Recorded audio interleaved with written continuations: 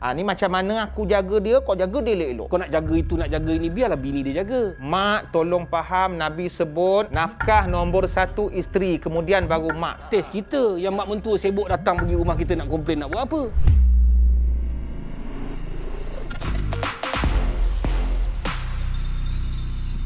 Bismillahirrahmanirrahim. Assalamualaikum warahmatullahi wabarakatuh dan salam sejahtera bagi mereka yang bukan Islam yang menonton sembang viral pada malam ini. Janji pantas, padu, padat, pendek aja 10 minit. Yang penting penuh dengan info. Yang pentingnya kita bermanfaat apa yang kita bincangkan pada hari ini. Saya bersama dengan Cik Man sekali lagi. Cik Man. Cik Man nak tanya.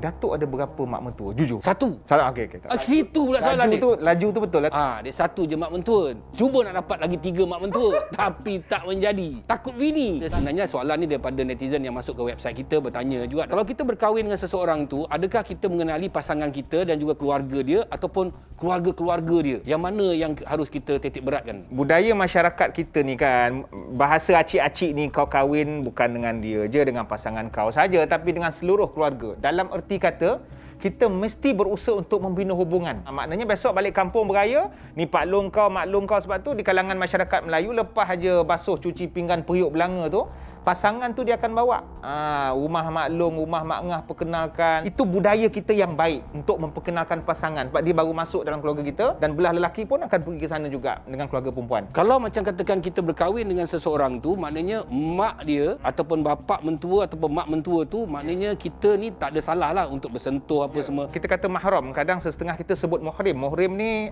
untuk orang yang pakai ihram.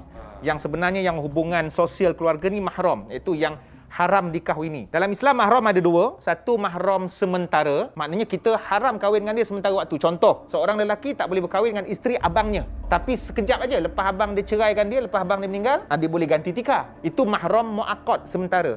Adapun mahram muabbad, selama-lamanya, berabad-abad selama-lamanya. Contohnya macam mak ayah kita lah. Seorang lelaki tak boleh kahwin dengan mak dia, dengan kakak dia, adik perempuan dia, dan dengan mak mertuanya. Tak boleh? Tak boleh. Walaupun dah bercerai? Walaupun dah bercerai. Seorang lelaki, bila dia dah berkahwin dengan orang perempuan, dah beranak pinak, lepas tu bercerai, maka dia dengan perempuan tu dah terputus. Tapi istimewanya Islam bagi, dia dengan mak mertua, mak kepada bekas isterinya kekal. Tapi auratnya, haramnya, itu hanya dengan mak mentua, dengan bapa mentua yang boleh. Tapi dengan adik-beradik, dengan adik-beradik itu kita panggil ipar. Ipar tak boleh. Ipar, biras, ayang ni orang luar. Sebab boleh kahwin bila-bila masa. Maknanya kalau kat dalam rumah tu, duduk satu rumah, maknanya adik ipar ni kena pakai tutup lah. Kena jagalah. Sepupu, ipar, yang tu boleh dikahwini. So, aurat kena jaga macam orang luar lah. Kebiasaannya lah Cik Man, menantu perempuan ni, dia tak boleh ngam dengan mak mentua dia. Kenapa ni Cik Man?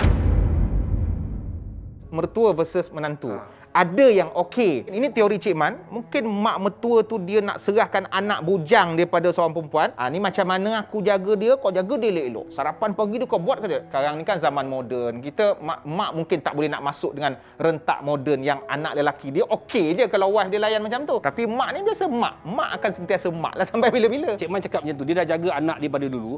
Sedangkan dia tak boleh lepaskan anak dia kepada orang lain. Maksudnya dia dah berkahwin kan. Kau janganlah ambil tahu lagi. Kau nak jaga itu, nak jaga ini, biarlah bini dia jaga.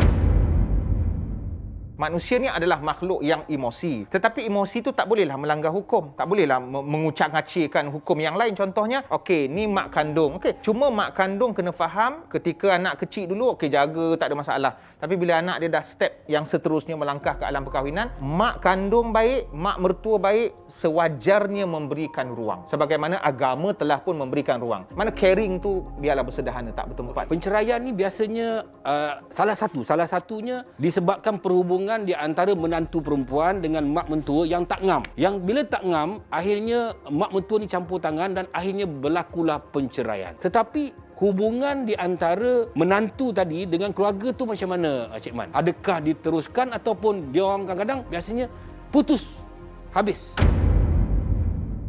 Kalau dari segi emosi, Datuk, punca-punca berlaku perceraian, kalau memang mak mertua menjadi contoh punca perceraian anak lelaki dia dengan menantu perempuan, memang boleh bawa dendam, Datuk. Tapi ada juga kita dengar kisah bahawa menantu perempuan dari segi mahram, dia dah bercerai dengan suami dia, memanglah dia tak boleh nak suka hati berdua-duaan, tapi dia sayang mak mentua. Dia baik pula dengan mak mentua dia. Dia sayang mak mentua dia. Saya dapat kasih sayang seorang mak yang sebelum ni saya tak pernah dapat daripada mak mentua saya. Mungkin dia ada masalah dengan keluarga itu, kita tak tahu mak dah tak ada mak dah tak ada ke.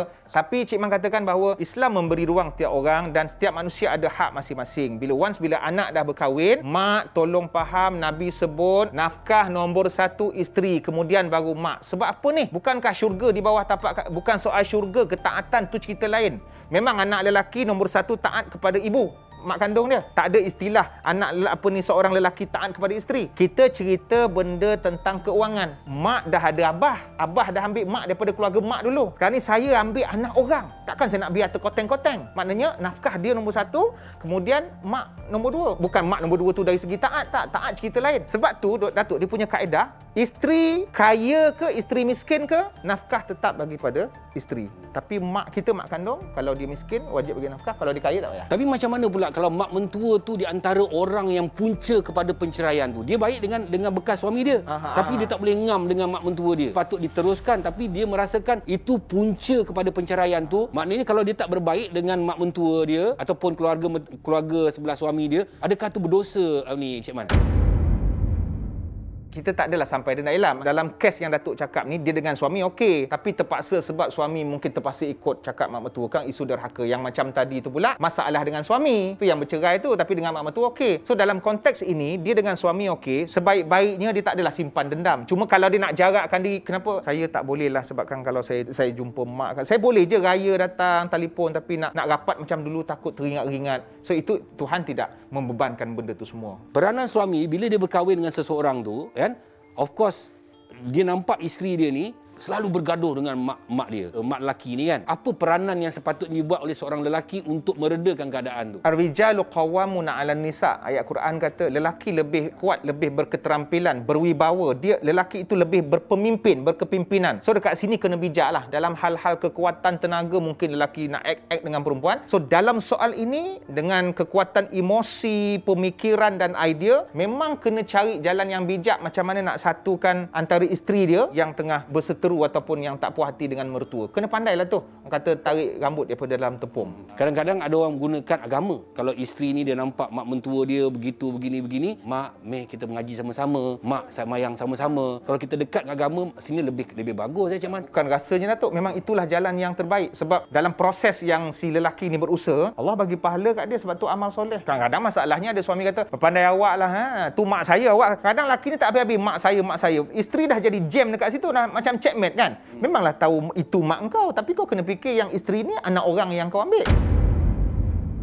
Cik Man setuju tak kalau katakan seseorang tu berkahwin dengan seseorang tu, kalau boleh dia keluar daripada rumah tu, benalah kehidupan dia sendiri. Sebab yang saya nampak lah, bila orang perempuan ni, bila menantu perempuan dengan dia, ya, dengan mak mentua dia selalu bergaduh.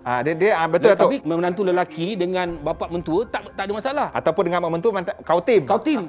Tapi kalau menantu perempuan dengan mak mentua, kalau satu rumah, ini masalah. Benda ni subjektif. Maknanya nak tinggal dekat mana-mana tu tak adalah penentuan dalam agama secara orang kata konkret. Ni menantu mesti ni ataupun keluar rumah. Cuma bila menantu perempuan duduk dengan mertua yang ada anak lelaki, ipar lelaki, dari segi aurat lah. Dari sudut cantiknya. Sebab kita tak tahu latar belakang ekonomi. Kenapa kau duduk dengan mak kau? Ekonomi, okey. Kalau boleh ada ekonomi, suami tolonglah sediakan satu rumah yang isteri boleh gedik, boleh manja-manja, boleh decide langsir nak letak mana, color apa, kursi nak susun macam mana. Kadang-kadang bila duduk, bila mak mertua datang ke rumah, mak mertua pula decide. Apa kalau tak langsir macam ni? Sakitlah mata aku. Kita manusia, Datuk. Kita pun akan jadi mak mertua. Test kita yang mak mentua sibuk datang pergi rumah kita nak komplain, nak buat apa? Mak mertua pernah jadi menantu. Menantu kau pun akan jadi mak mertua juga. So kat situ kepimpinan melalui tauladan.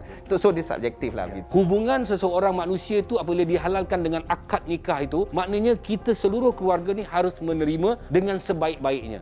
Janganlah kita bersengketa dengan apa yang pemberian yang Allah beri pada kita, kerana ada 4 perkara yang tak boleh kita elak: hidup, mati, rezeki dan jodoh pertemuan. Anggaplah jodoh pertemuan seseorang itu apabila mereka bukannya muhrim, telah dihalalkan, anggaplah itu jodoh yang diaturkan oleh Allah Subhanahu Wa Taala. Sebaik-baiknya kita sedar bahawa kita telah melepaskan tanggungjawab kita, anak kita kepada seseorang. Jadi kita redalah kerana mereka ada kehidupan mereka sendiri. Jangan kongsi, kalau tak pasti, jangan kita buat wakaf dosa. Assalamualaikum warahmatullahi taala wabarakatuh. Salam sejahtera bagi mereka yang bukan Islam, yang menonton sembang viral setiap malam.